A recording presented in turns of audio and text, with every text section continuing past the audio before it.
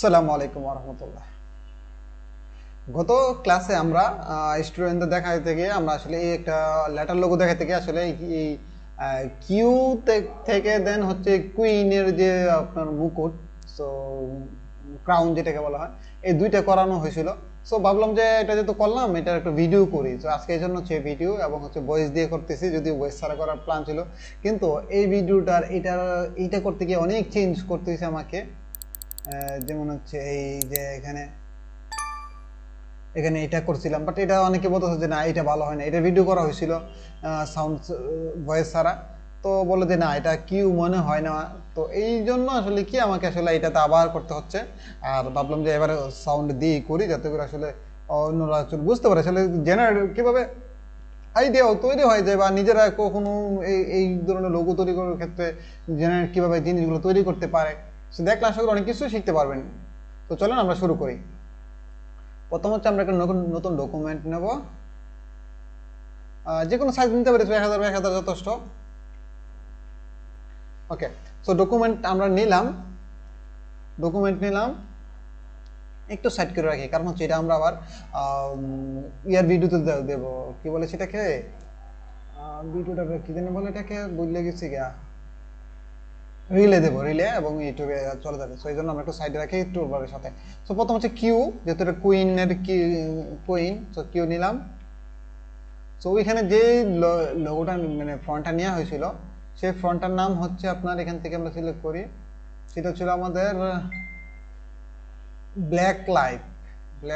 এখানে নাই, আমরা একটু সার্চ দিই, ব্ল্যাক লাইট, এই যেটা ছিল, ঠিক আছে। সো এই ফ্রন্টটা ছিল, আমি একটা ব্যাকআপ ফ্রন্ট নিয়ে রাখি, আমি এই কাজটা প্রায় করি যে ব্যাকআপ নিয়ে রাখি। দেন হচ্ছে এটাকে ভেঙে ফেললাম স্ট্রোক আউটলাইন দিয়ে। আমাদের এখান থেকে শর্টকাটগুলো দেখাচ্ছে, এই কর্নারে আপনারা শর্টকাটগুলো দেখতে পাবেন, কি কি চাপতেছি আমি, এই শর্টকাটগুলো সব কিছু এখানে চলে আসবে। ওকে, আমি এখন পেন টুল দিয়ে আসলে এখানে যে কাটা হয়েছিল ওই জিনিসটা আমি নেব। সো প্রথম হচ্ছে আমি একদম এখানে ক্লিক করবো। সো নর্মালি যদি আমি ক্লিক করি সেখানে টিপ দিয়ে চলে যাবে নর্মালি ক্লিক করলে। সো এইভাবে আমি করবো না, আমি কি করবো, শিফট চাপ ধরে দেন হচ্ছে এইখানে গিয়ে এইখানে ক্লিক করবো, শিফট চাপ ধরে। তাহলে কি হবে, দেখা যাবে যে আমার যদি ক্লিকটা ভালো করে পড়ছে। হ্যাঁ, একটু খেয়াল রাখেন, দেখেন আমার একদম পারফেক্ট মাপে পড়ে নাই। কারণ কি জানেন, কারণটা হচ্ছে আমার এইখানে ভিউ থেকে আমার হচ্ছে এই স্ন্যাপটা, এখানে যতগুলো স্ন্যাপ আছে এগুলো আপনার একটু সমস্যা করে, আপনার এগুলো তুলে দিবেন সবসময়। এখন দেখেন একদম পারফেক্ট মাপে পড়তেছে, ঠিক আছে, স্ন্যাপ তুলে দিবেন। ওকে, আমি এটাকে জুম আউট করলাম, দেন হচ্ছে এখানে নিচ্ছি যতটুকু, আমি দেখি কতটুকু নিলে এটা অনেকটা ঠিক থাকে। এখানে নিলাম, তারপর হচ্ছে এখান থেকে হচ্ছে আমি এতটুকু নিলাম, এখানে নিলাম, এই যে এটা করলাম। চাইলে আমি এখানে এই জিনিসটা, যে আমি চাচ্ছি যে জিনিসটা এইভাবে করে দিলাম। ওকে, কোনো সমস্যা নেই।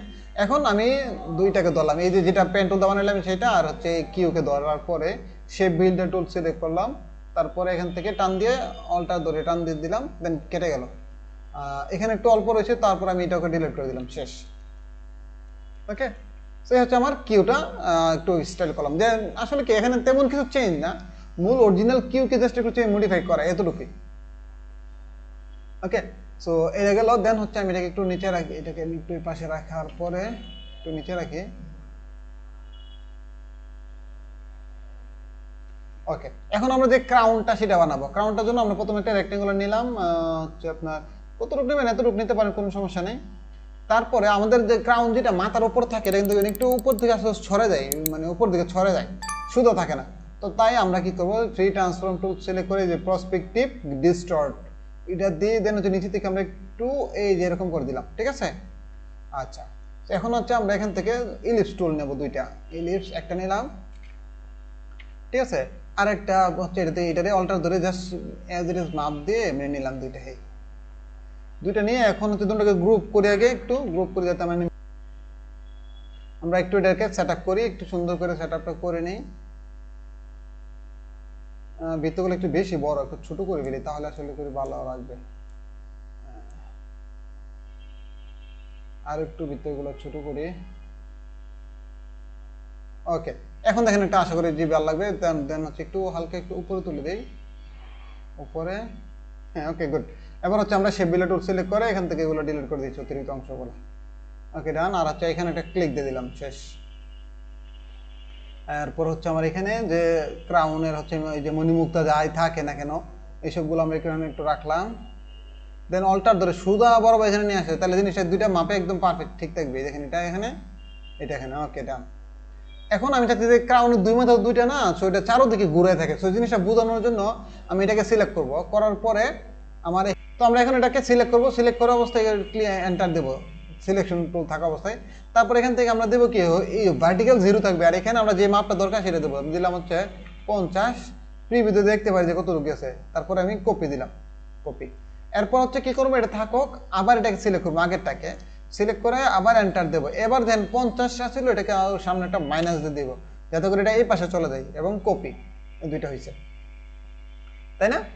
সো এখন আমি এখান থেকে আমি একটু খেয়াল করেন, দেখেন যে আপনার হচ্ছে এই যে এই শেপটা থেকে এই শেপের এই অংশটা, এই শেপের অংশ, তো দুইটা অংশ একটু বেশি গিয়ে রয়েছে। আমি একটু সিলেক্ট করে নিচে নামাই দিচ্ছি। বেশি থাকবে না, কারণ এই মাথার থেকে এই মাথা তো বড় দেখা যাবে না, ছোট দেখা যাবে। ঠিক আছে, চলবে। এখন আমি প্রথমে এটা সিলেক্ট করবো, তারপরে এই শেপটা সিলেক্ট করলাম, এবং শেপ বিল্ডার টুল সিলেক্ট করে জাস্ট এই মাথা একটা ক্লিক করবো, শেষ, আর কিছু করবো না। তারপরে এই যে বাড়তি অংশগুলো ডিলিট করে দিলাম। আবার এইটা সিলেক্ট করে এইটা সিলেক্ট করবো, এখান থেকে শেপ বিল্ডার টুল সিলেক্ট করবো জাস্ট এইখানে, আর বাকি কিছুই করবো না, এবং অতিরিক্ত অংশটা ডিলিট করে দেবো, শেষ। দেখছেন? তার মানে কি হলো, আমার এখানে ক্লিক করার কারণে এটা আলাদা হয়ে গেছিলো, আর আলাদা হয়ে আমার এখানে রয়ে গেলো। বাকি যে অতিরিক্ত অংশ ছিল এগুলোকে ডিলিট করে দিলাম। আদারওয়াইজ কিন্তু আমরা যদি ওইভাবে অন্যভাবে করতাম তাহলে এটার সাথে চলে যেত এখানে শেপটা, এটা আমরা করলাম না। তারপর হচ্ছে আমরা এখান থেকে এটাকে নিলাম, এবং হচ্ছে এটা যেহেতু আপনার এই যে ভিতর অংশ সেটা কিন্তু সমান হবে না, অবশ্যই একটু ছোট হবে। হ্যাঁ, না তো একবার বেশি গভীরে চলে যায়। ওকে, এতটুকু নিলাম। এবার আমি দেখেন সমান রাখার জন্য কন্ট্রোলে অল্টা ধরে টানতে সাথে শিফটটা ধরবো, যাতে একদম এটা সমান থাকে। এই যে সমান, দুইটা এই যে সমান আছে। ওকে, হালকা মনে একটু দিয়ে আসবে। এই যে এখন আপনি একটু ভালো করে খেয়াল করেন, আমি আর একটা চাচ্ছি কি, আমি এখানে একটা বৃত্ত দিতে চাচ্ছি এই জায়গার মধ্যে, আর এই যে শেপটা এটা একটু রাউন্ড করে দিতে চাই। তাই এখান থেকে আমি অ্যাঙ্কর পয়েন্ট টুল সিলেক্ট করলাম, করার পরে এখান থেকে এই যে টান দিয়ে দিলাম, জাস্ট একটু সুন্দর আর কি। আর হচ্ছে এখানে এটা সিলেক্ট করবো, দুইটা করে এই বৃত্তে দেবো, কারণ হচ্ছে কি এটা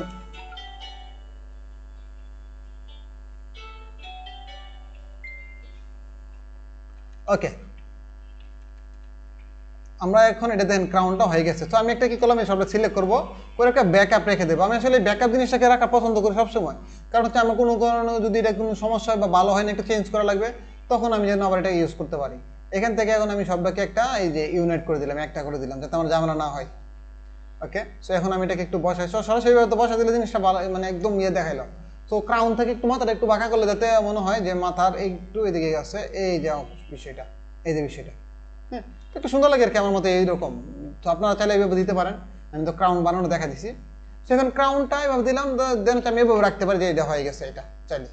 দেন হচ্ছে আমি একটা ব্যাকআপ রাখি, একটু ব্যাকআপ রাখলাম, এবং যেমন মূলত ওই যেটা করলাম ওইটার মতো করতে গেলে সিলেক্ট করবো, তারপর কি অফসেট পাথ করবো।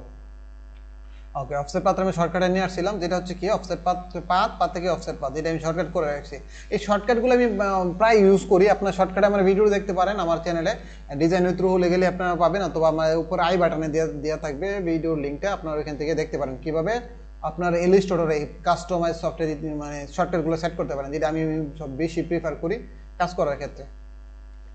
তো আমি এখানে 10 আছে, 10 এর জায়গায় আমি দিলাম হচ্ছে 5 দিলাম। ওকে, ওকে দিলাম। তারপর হচ্ছে এই যেহেতু আমি এই যেটা অফসেট পাথ করলাম এইটা, এবং কাটবো এইটা, তাই এটা সাথে একসাথে ধরবো।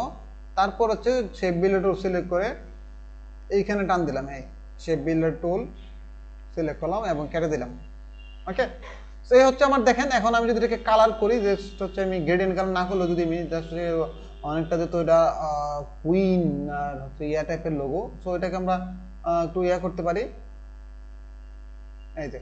এবং হচ্ছে পিছনে একটা ব্যাকগ্রাউন্ড দেন, তাহলে দিয়ে ভালো লাগবে। বিশেষ করে এগুলো হচ্ছে কি রয়্যাল টাইপের বিষয়, কুইন কিং, এগুলো রয়্যাল বিষয় ফ্যাক্ট না। তো আমরা এখান থেকে এটা একটু রয়্যাল করা দিয়ে চেষ্টা করছি, রয়্যাল ব্লোর মধ্যে রাখলে দেখেন একদম মানে একটা চোখ মানে এরা পারফেক্টলি আপনার ভিজিবল হয়। আমার মতো এটা পারফেক্ট। দুইটা ধরে একটু গ্রুপ করে নিলাম এখান থেকে, আপনারা যখন দেখতে পাবেন যে ডিজাইনটা।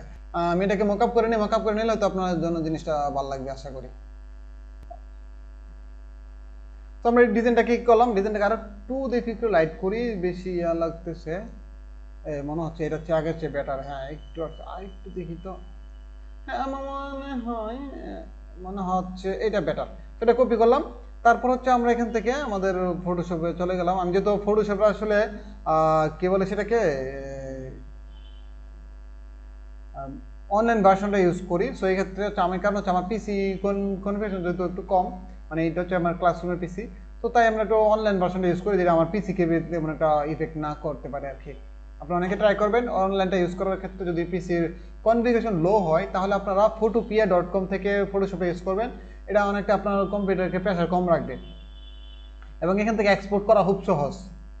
ঠিক আছে, তো আমি দিলাম, দেওয়ার পরে কি করলাম কন্ট্রোল জি। যদিও আমার ফটোশপের অরিজিনাল ফটোশপের মতো এখানে এতটা ফিল পাবেন না, তবে আমার মতে আমি এটা ইউজ করে ফেলা, আপনি কিছুদিন ইউজ করেন দেখবেন যে আপনার জন্য ফ্যামিলিয়ার হয়ে যাবে।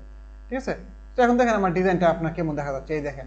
ঠিক আছে, আমি একটু ওটাকে এক্সপোর্ট করি, খুব সহজে দেখবেন এক্সপোর্ট এজ, তারপর জেপিজি দিতে ক্লিক করলাম, কত সহজে এক্সপোর্ট হয়ে যাচ্ছে। এখানে হচ্ছে সাইজটা আমি কিছু চেঞ্জ করলাম না, রাখি অরিজিনাল, ক্লিক করলাম আমার এখান থেকে যে ভিউটা। তো এই দেখেন জিনিসটা দেখতে কেমন লাগতেছে, একটু ভালো করে দেখেন। ঠিক আছে, তো এই হচ্ছে আমার লোগোটা, এটা আমি হচ্ছে আপনার এইটা লোগো তৈরি করলাম, যেটা আপনাদের দেখানো হয়েছিল। তো আশা করি আপনারা এইভাবে জিনিসগুলো তৈরি করবেন, যেমন ক্রাউনটা কীভাবে বানাইছে এগুলো বানানোর চেষ্টা করবেন, দেখবেন। সো ক্রাউন এইভাবে বানাইছে, বাকি আদার্স ক্ষেত্রে দেখবেন এইখানে যে ইফেক্টগুলো ট্রাই করছি এইভাবে কিন্তু অনেক জায়গায় আপনার লাগতে পারে, শুধু ক্রাউনের ক্ষেত্রে না। তো ডিজাইন করার ক্ষেত্রে আপনি সামগ্রিক চিন্তা করবেন না, এটাকে বৃহৎভাবে চিন্তা করবেন যে এটা দিয়ে এরকম করতে, আমি এরকম ইউজ করে তো অন্য কিছু করতে পারি, তাহলে জিনিসগুলো সুন্দর হবে আশা করি। তো ভিডিওটা যদি ভালো লাগে অবশ্যই চ্যানেলটা লাইক করবেন, সাবস্ক্রাইব করবেন, আর সেই সাথে আপনি শেয়ার করে দিতে পারেন বা অন্যদেরকে ইনভাইট করতে পারেন। আর আমাদের গ্রুপে আপনারা জয়েন হবেন, যে গ্রুপে দেখবেন আমাদের স্টুডেন্টগুলো প্রতিনিয়ত পোস্ট করতেছে ডিজাইনগুলো। ভালো থাকবেন, সালামু আলাইকুম।